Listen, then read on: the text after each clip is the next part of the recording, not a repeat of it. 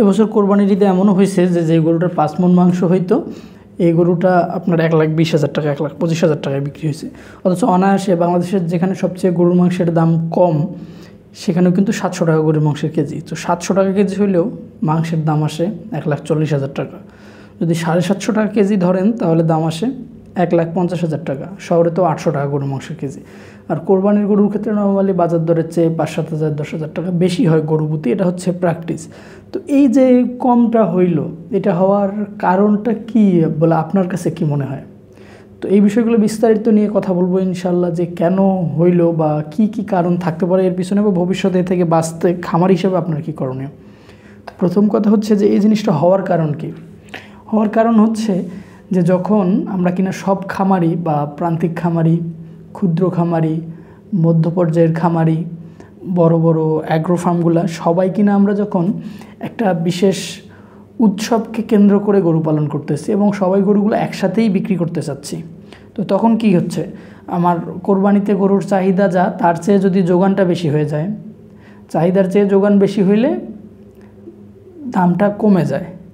এটা কিন্তু মানে একবারে খুবই সোজা জিনিস বা খুবই সোজা নিয়ম। এটা হচ্ছে মুক্তবাজার অর্থনীতিতে আপনার হচ্ছে যখন চাহিদার চেয়ে যোগান বেড়ে যাবে তখন জিনিসের দাম অটো ফল করতে থাকে।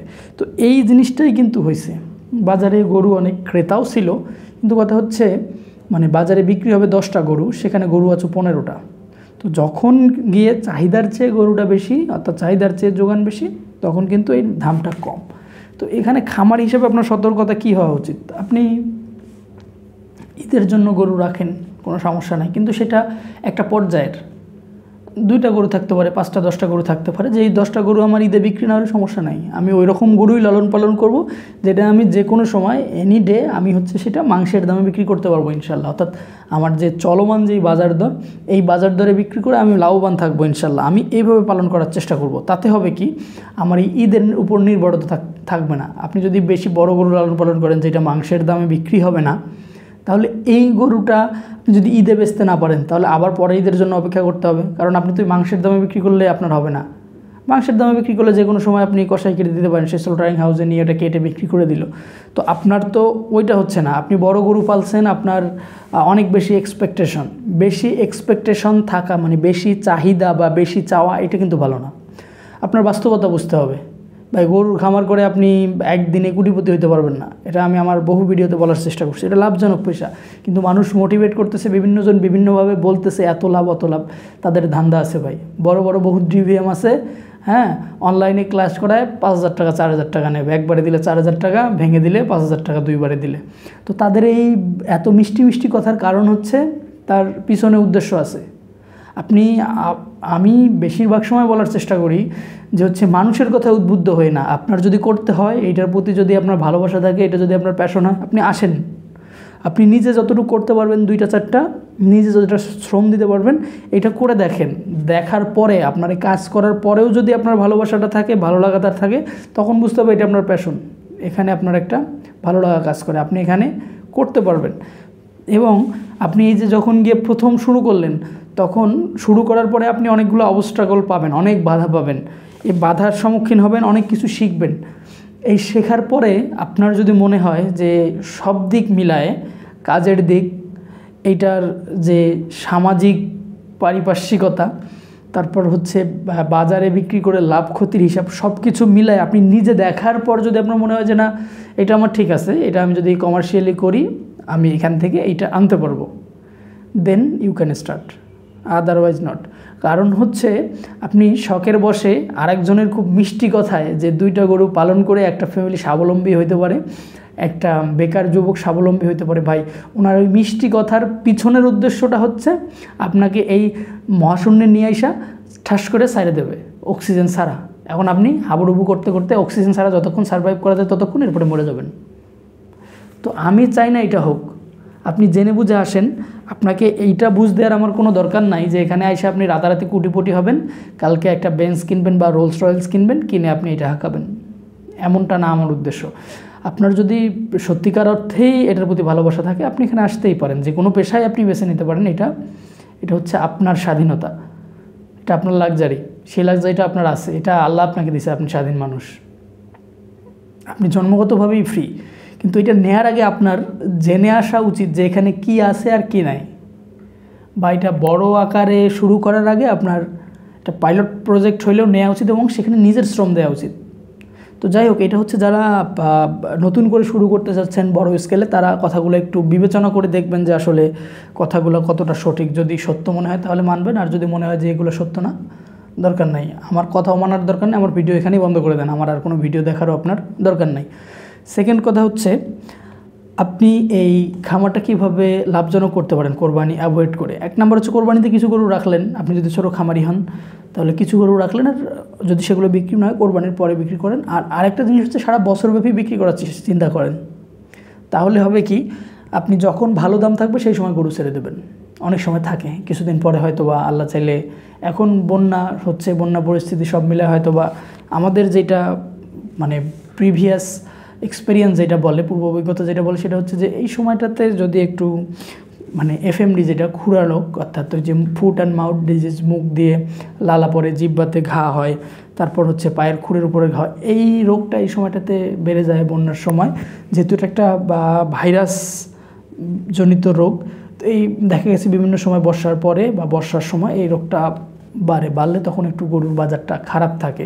তো এই সময় চেষ্টা করবেন, গরুর বাজার যেহেতু খারাপ, তো আপনি চেষ্টা করবেন সুস্থ গরু কেনার, সম্ভব হলে খামার থেকে গরু কেনার, হাট থেকে এই সময় গরু অ্যাভয়েড করার চেষ্টা করবেন। কারণ আপনার গরুতে আপনি যেই গরুটা দেখলেন খুরা নাই, সুস্থ গরু, সুন্দর কোনো লক্ষণ নেই, বাড়িতে আনার পরে ওইটার খুরার লক্ষণ প্রকাশ পেতে পারে, এরকম হচ্ছে। এটা নর্মাল টাইমে, গত বছর সেপ্টেম্বরে আমার একটা গরু হাট থেকে কেনা, গরু সুস্থ, কোনো সমস্যা নাই, কিন্তু বাড়িতে আনার পরে এই গরুটার খুরা এফএমডি হইলো, কী করবেন, পুরো একটা হিজিবিজি অবস্থা। তো একটু খেয়াল রাখবেন এই সময় যদি পশু কিনতে হয়, খামার থেকে গরু কিনবেন, তাদের হচ্ছে ভ্যাকসিন যে কার্ডটা তারা সংরক্ষণ করেন বা ভ্যাকসিনেশন করেছেন কিনা এই জিনিসটা ইনশিওর হবেন, এবং বাড়িতে আনার পরে আপনারা ভ্যাকসিনগুলো দিয়ে নেবেন যত দ্রুত সম্ভব।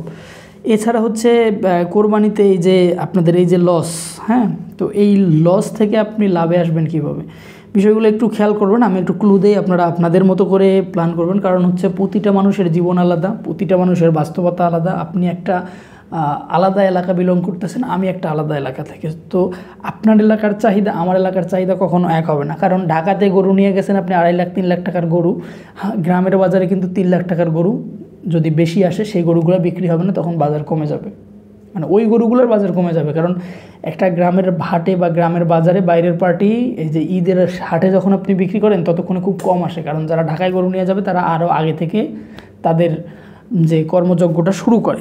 তো আপনি যখন গ্রামের হাটের জন্য 3-3.5 লাখ টাকা দামের গরু রাখবেন, এটা হবে না। এই গরুটা আপনাকে বাইরের যারা আছে, যারা শহরে নিয়ে বিক্রি করবে, তাদের কাছে দিতে হবে 10-15 দিন আগে, না হলে আপনার হচ্ছে এগুলাকে আপনার নিজেই ওইভাবে শহরে নিয়ে বিক্রির চেষ্টা করতে হবে। গ্রামের একটা ছোটো হাটে বিক্রি করতে চাইলে কিন্তু ওই ঈদের আগ মুহূর্তে আপনি এটা পারবেন কি না বা সন্দেহ আছে। তো এই বিষয়গুলো একটু আপনারা ক্যালকুলেশন এখন থেকে করে রাখেন, মাথার মধ্যে রাখেন, ব্যাক অফ দ্য মাইন্ডে, যে আমার এইটা হইলে এটা করতে হবে, এইটা না হইলে আমি এটা করব। আপনি ঈদের 15 দিন আগে বিক্রির চেষ্টা করেন, না হইলে ঈদের 10 দিন আগে যে দাম পাচ্ছেন ওইটাতেই বিক্রি করেন, নাহলে কিন্তু এই গরুটা আবার যদি আপনার আটকায়, পরবর্তী বছর পর্যন্ত আপনার গরুটা টানতে হবে। তো আপনার সেই সক্ষমতা আছে কিনা, সেই আর্থিক সক্ষমতা আছে কিনা, বা আপনার রাখার প্রয়োজন আছে কিনা, এটাও একটা বিবেচ্য বিষয়। আর হচ্ছে সবচেয়ে বড় কথা হচ্ছে, আপনি হাটের পরিস্থিতি বিশ্লেষণ করবেন, বাজার বিশ্লেষণ করবেন। সেটা হচ্ছে যে গ্রামের হাটগুলোতে সাধারণত দেখবেন যে গ্রামের হাটে কিন্তু 40,000 টাকাতেও গরু পাওয়া যায়, 40,000 টাকাতেও, 32-33 হাজার টাকাতেও 2 দাঁত বকনা, দেশি বকনা বা হচ্ছে গাভী গরু বিক্রি হচ্ছে, ছোটো সাইজের গরু। তো একটা গ্রুপ অফ পিপল আছে যারা এটাও ক্রয় করে থাকে। আর মাস পিপল যেটা, বা যেটার বেশি চাহিদা আপনি যদি ধরেন, সেটা কিন্তু যে 70-80 হাজার টাকার গরু থেকে শুরু করে 1.5 লাখ টাকার গরু, এই গরুটার চাহিদা বেশি। এমনকি আপনার শহরেও যারা মধ্যম আয়ের মানুষ বা একটু উচ্চ মধ্যবিত্ত যদি বলি, যদিও আমরা মধ্যবিত্ত, নিম্ন মধ্যবিত্ত, উচ্চ মধ্যবিত্ত বা উচ্চবিত্ত এই ফিগারগুলো হচ্ছে আমরা বুঝি না আসলে, মানে এটার সংজ্ঞাগুলো আমাদের জানা নেই, আমরা গুলায় ফেলি। হ্যাঁ, তো আসলে এটার সংজ্ঞাটা একটু সবাই পড়ে নেন, কারণ আমি যদি এখানে আবার এটা পড়াইতে যাই তাহলে আপনাদের সময় নষ্ট হবে। তো আমি যেটা বলছি, মধ্যবিত্ত এবং উচ্চ মধ্যবিত্ত যারা হচ্ছে এরকম দুইজনে একটা ফ্যামিলিতে দুই ভাই মিলে একটা গরু কোরবানি দেয়, বা অনেকে একাই একটা গরু কোরবানি দেয়, তারা কিন্তু এই গরুগুলো খুঁজে 70-80 হাজার টাকা থেকে শুরু হয়। তো আপনার চেষ্টা থাকা উচিত কি, মানে যেইটা বাজারে চাচ্ছে ওইটা, মানে সিচুয়েশন যেটা ডিমান্ড করতেছে আপনার ওইটা করা উচিত না, পরিস্থিতি যেটা চায় পরিস্থিতির দাবি মেটানো তো উচিত। তো আপনার চেষ্টা থাকবে ওই জিনিসটাতে টার্গেট করা। আপনি একটা 5 লাখ টাকার গরু না বানায় 3টা গরু পালেন, তাতে হবে কি আপনার এই বিক্রির সময় কোনো হ্যাসেল হবে না। দেখবেন যে আপনার খুব বিক্রির সময় আপনার খুব কদর থাকবে। দেখবেন যারা গরুর ব্যাপারী ব্যবসায়ী তারাও আপনার কাছে এসে ঘুরতেছে, আপনি হাটে নিলেও ওইভাবেই বিক্রি হচ্ছে। এটা প্রিভিয়াস অভিজ্ঞতা, এটা একটা হইতে পারে। অথবা আপনার যদি মনে হয় আমি গরুর লাইনেই থাকবো কিন্তু আমি এটা টিকতে পারতেছি না, আপনার জন্য আরেকটা ক্লু হইতে পারে, এটা আমি পরবর্তীতে বিস্তারিত বলার চেষ্টা করবো ইনশাল্লাহ। আপনি বাছুর উৎপাদন করতে পারেন, বাছুর উৎপাদন করে 5 মাস 6 মাসের বাছুরগুলা বিক্রি করে দিতে পারেন। কারণ একটা বাছুরের মায়ের দুধের দরকার হচ্ছে প্রথম 90 দিন, এরপরে তার মায়ের দুধের ওই চাহিদাটা তার ওইভাবে নাই, খাওয়াইলে সে সারা বছরই খাবে, ওইটা অন্য হিসাব। প্রথম 90 দিন তাকে নিরবিচ্ছিন্নভাবে তার বডি ওয়েটের 10%, অনেক সময় 8.5% থেকে 10% দুধ সরবরাহ করলেই যথেষ্ট ইনশাল্লাহ। তো এই বিষয়টাও একটা পয়েন্ট হইতে পারে। তো বিষয়গুলা কি হচ্ছে একটু সামারাইজ যদি করি, যে আমরা বাজার অনুযায়ী যদি আমার দেখতেছি বড় গরু, সেক্ষেত্রে আমি ঈদের 15-20 দিন আগে আমার এটা বিক্রির উদ্যোগ নিতে হবে বা বিক্রি করে দিতে হবে, বা আমি যদি আরও আগে থেকে বিক্রি করার আমার সুযোগ থাকে বিক্রি করতে হবে।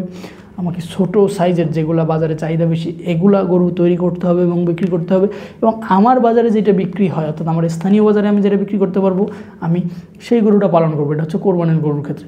আরেকটা জিনিস হচ্ছে আমার সবগুলো কোরবানি নির্ভর আমার হওয়া যাবে না, আমার সারা বছরব্যাপী রাউন্ড দ্য ইয়ার আমার গরু থাকবে। আমি যদি মোটা তাজা আমার থাকে তাহলে আমি একটার পর একটা বিক্রি করব, আমি এইভাবেই বিক্রি করব, এইভাবেই আমার খামারটাকে পরিচালনা করব যাতে আমি মাংসের দরে গরুটা বিক্রি করতে পারি, সেটা ঈদের আগে হোক পরে হোক।